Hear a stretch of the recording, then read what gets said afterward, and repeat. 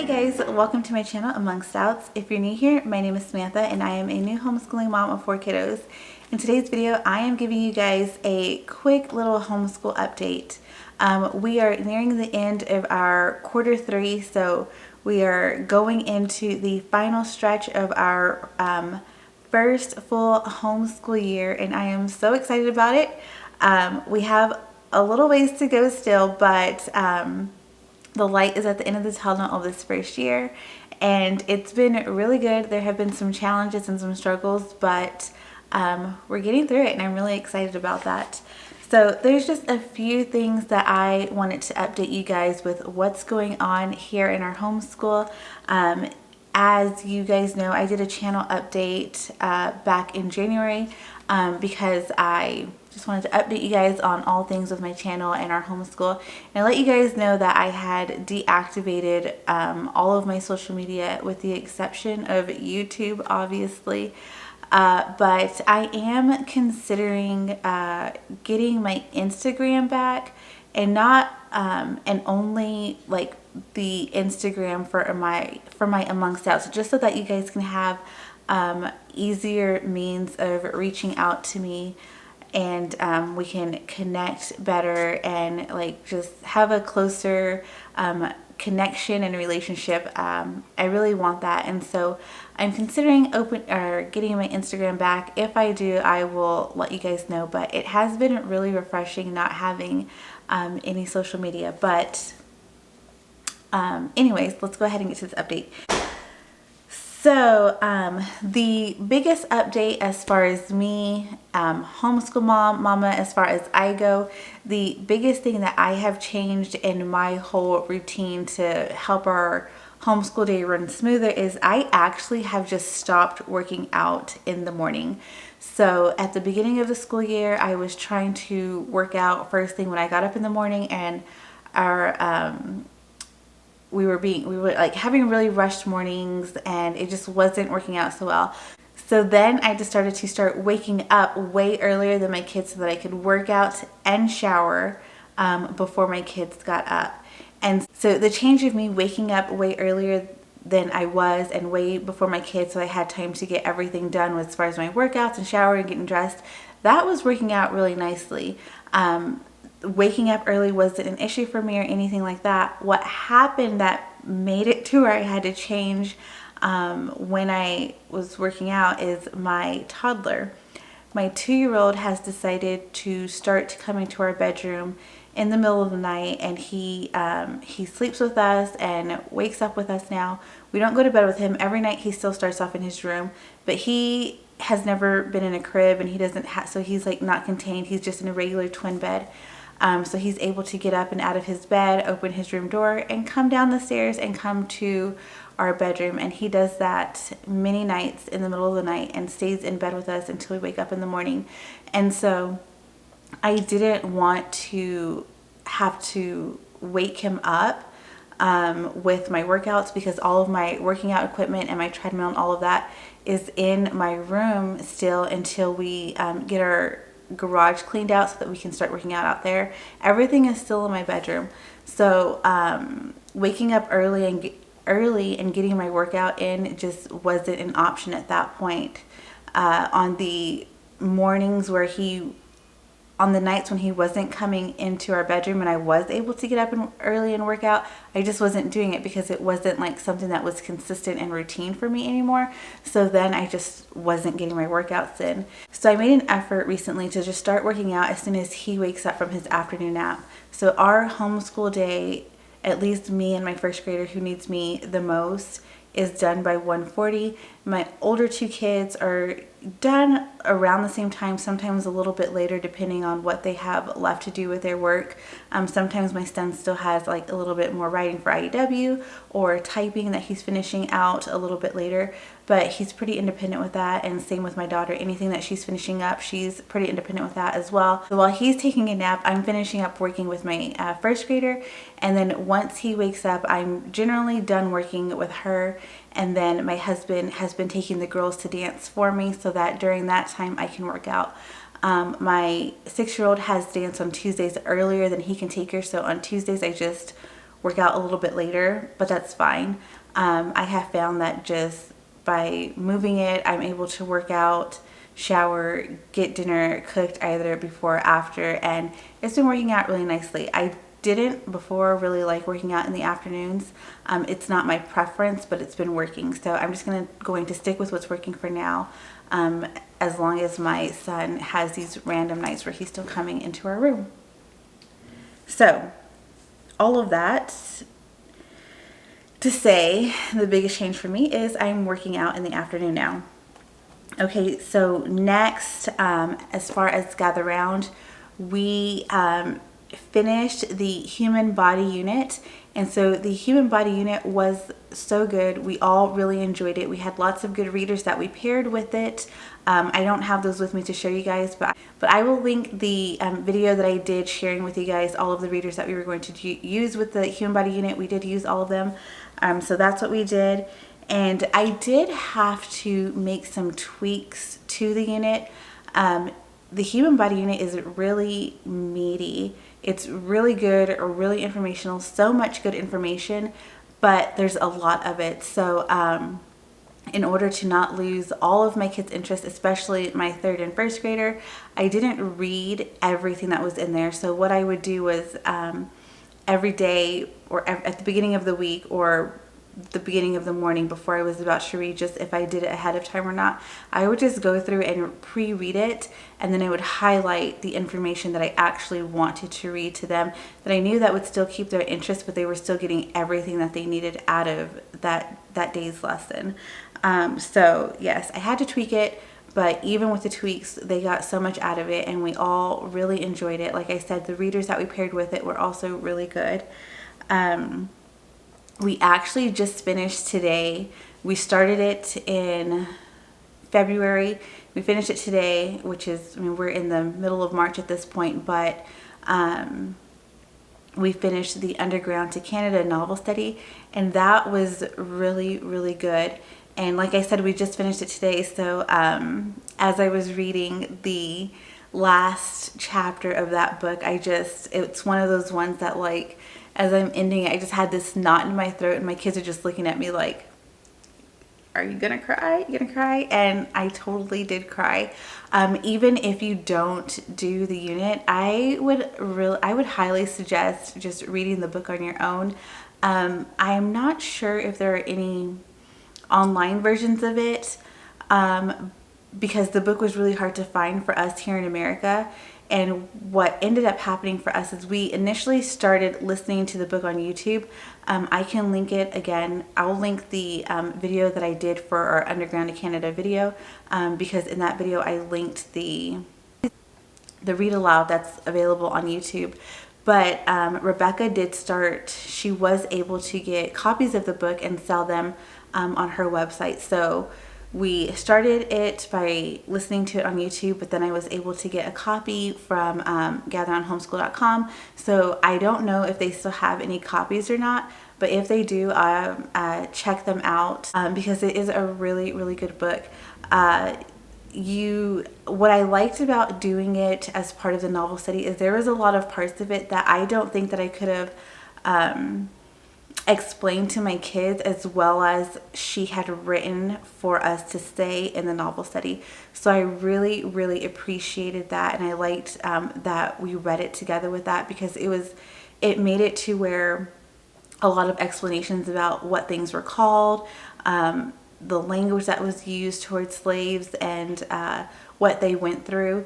The words that Rebecca put in that novel study just made it so much easier on me as a mom to just convey that to my kids. Like, really appreciated her being able to use her words to convey a lot of that to my kids, because I think that if I just read it to my kids on my own, I don't have a way with my words like that, like what she put in that novel study. So I do highly recommend checking out that, like, either the whole novel study or even just reading the book. It's so good. So now we are currently on the South America unit, and we are really loving it. What I really like about the South America unit so far is that she's included some Spanish words and phrases for us to learn, and it's really nice because these are, I don't speak fluent Spanish, even though my grandma is only Spanish speaking, and all of my grandma's kids, like my mom, my aunts and my uncles, they all speak Spanish.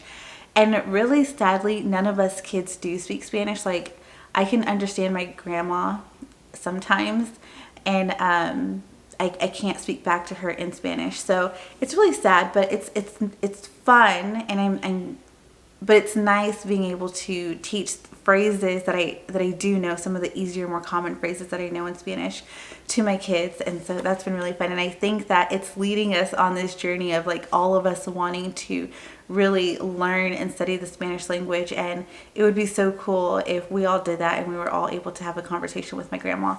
So we are considering, I'm looking for a curriculum for that we can do as a family.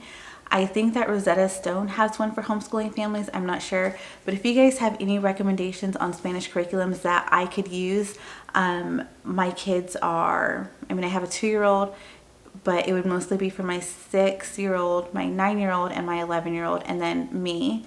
So something that is family friendly, fun, and like able to keep my first graders' attention. Let me know in the comments below, because I think that would be really fun to learn alongside with my kids. So still sticking to Gather Round, we are soon going to be starting the Easter unit. I think we're starting that next week. Today's the 11th, so I think I have it planned out to start next week, but it is 11 lessons, I think, or 10 lessons, and then a Seder meal. I can't remember exactly, but I have it written down in my planner exactly when we're doing it, because the last day she has an optional like Passover meal that you can do with your kids, and we are definitely going to be doing that. So I planned it out specifically to get us right to Easter. So I will have a video coming out all about what we are doing for Easter, so keep an eye out for that. And then we finally decided on the last 2 Gather Round Homeschool unit studies that we were going to do. And so now that we are getting ready to go into Q4, once we finish up South America, that would bring us to the end of the units I had planned out for Gather Round Homeschool. And I ended up leaving, so we didn't do all of year, and so we didn't do all of the year 1 units from Gather Round Homeschool, because I pulled my kids out mid-year, and we started with oceans, did Africa, and then over the summer we did earth science, and then we picked 4 units for this first part of the school year. And then to take us into Q2, I wasn't sure what units we were going to do yet. I wanted to kind of see what they came out with. So I figured it out, and I have printed out the teacher's guide for each of the next 2 units that we are going to finish out our school year with. So the first one is Ancient Civilizations, and I thought that this unit was perfect because we also did classical conversations this year. It was our very first year, and so it was our first time ever doing like the CC timeline song. And so my kids are singing the song, and but they don't really know any of that stuff. So I thought it would be fun to do this unit and then be able to tie it into the CC timeline song, because our CC school year is ending here soon, in mid-April, and then that's whenever we would start this unit. So it would be it would bring it all to an end, I feel like, and they'd be able to understand more of what that timeline song represented by learning it through that unit. And then I'm super excited for our last unit, which is going to be late spring into summer, and I think it's perfect, especially as me and my kids all seem to have this newfound love for plants. So we are going to end our year out with the botany unit, and I actually ended up putting this one in a binder because it is also a meaty unit, and I don't have any spines that would have held all of those pages. So that one went into a binder. And just like with the Easter unit, keep a lookout, because I'm going to do a full in-depth flip through of each one of those. And like always, like with all of my Gather Round Homeschool videos, I'll share with you guys anything that we are planning to pair with it. So that is everything for Gather Round Homeschool. We are really excited. I haven't printed it out yet, but we are also here soon going to be doing a new unit and a new extracurricular unit from Campfire Curriculums, and that is the volcanology. Not sure how exactly to say it, but it's the volcano unit that they recently came out with. And so I am so excited to do that unit. And again, I will be sure to share all about that with you guys when the time comes. And so math update. First graders still working on Matthew C. And my older two are still working through teaching textbooks. But my daughter, who's in 3rd grade, has been having some issues with her multiplication. So she's still doing her teaching textbooks work, but we are now implementing some work pages from her Matthew C workbook, because we had kind of stopped using that once we got teaching textbooks. But now, since she's having some issues with that, we are just bringing in just the multiplication pages for extra practice for her from that workbook. And then my son is doing some extra practice on fractions from his math lessons for living education from his math level 6 book. So they're just using those currently as extra practice. Okay, so while we were working on Underground to Canada, we also took a break from amongstouts literature, and I've actually really been liking that. And in the beginning, my kids were really liking it as well. But once I was like, okay, we're going to take a break from this, like they were kind of relieved and happy about it. So that's going to be one of those things that I evaluate and consider for the upcoming school year. I am considering some curriculum changes, so I don't even know that I would need a separate literature at that point. But again, I will keep you guys updated. That's just where we're at right now, is it's just kind of one of those things that we're just not sure about. Okay. A big change for us is we have been not using our homeschool room at all. We have been set up here in our dining room and doing school this way. It just kind of formed into this because I had been working with my daughter downstairs at the island, and my kids were using their desks upstairs. But if you aren't new to my channel, you may know that we have some houses being built next door to us. And so the workers over there are really loud. We have really big windows, and my kids get distracted by watching what they're doing. So I think those houses are almost done. I talked to the one of our new neighbors, the family that's going to be right next to us here. I met the father, and so he was saying that they should be moved in sometime this month. So I'll be really excited when that happens, because then we can go back upstairs. My kids are just really intrigued by the home building process, and so they like to just sit there in front of the windows, and if I close the windows, there's no light. So once that's all done, we can head back up to our room. But we've kind of been enjoying being at our dining room table. But the issue it poses is mostly with my toddler and him getting into everything, disturbing everyone, and kind of like stretching out our times that we're doing stuff, because it's just been hard to keep him satisfied with what he's doing down here, because he doesn't have all of his stuff that he has upstairs. He has his own like little table and all of his puzzles. Like, we still bring that stuff down, but he's just not interested in it. I don't know why. We're able to like keep him occupied upstairs better than we are down here.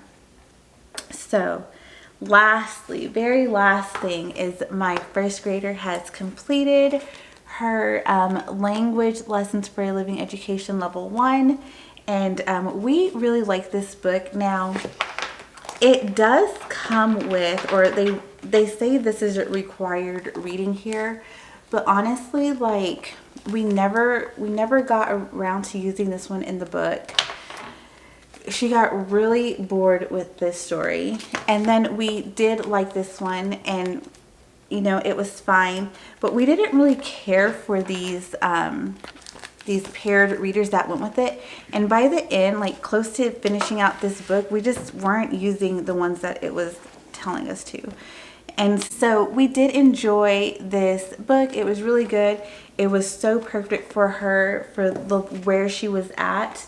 At the end of last school year, we So last school year we were using this, the Good and the Beautiful Level K, and we got up to a point to where it was just too hard for her. She wasn't getting it, so we needed to take a step back.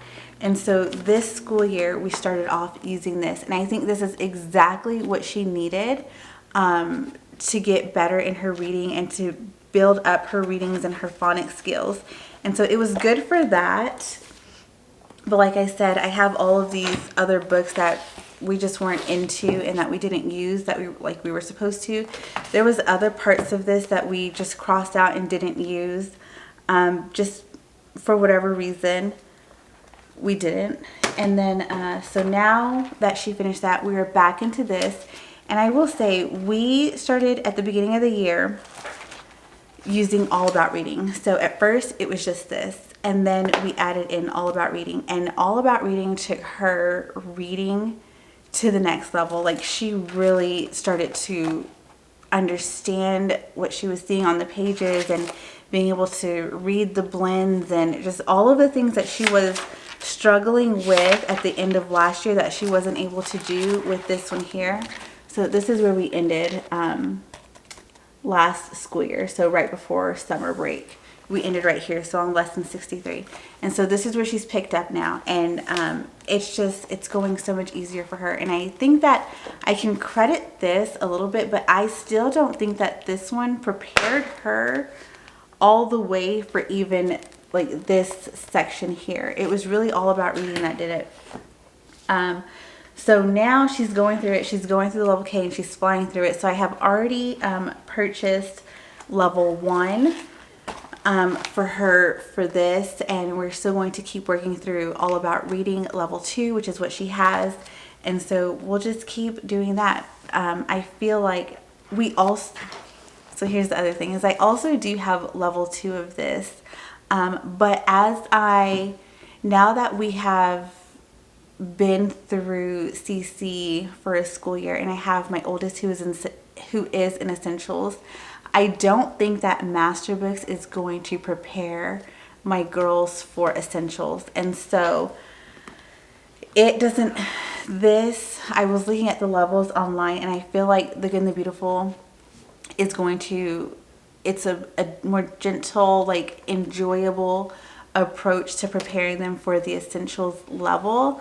So I did purchase her level 1 for next year, and I also did the assessment, and I purchased level 3 for my 3rd grader to work on for next year, and we can talk about that more in another video. So that is all of the updates that I have for you guys. Sorry it's a little long-winded. I can hear my little guy waking up from nap, so I need to go ahead and end this. I hope that you guys enjoyed this update. If you like this video, please hit the like button, and if you aren't already subscribed to my channel, I would love to have you here as a part of my community, and I will see you guys in the next video. Bye!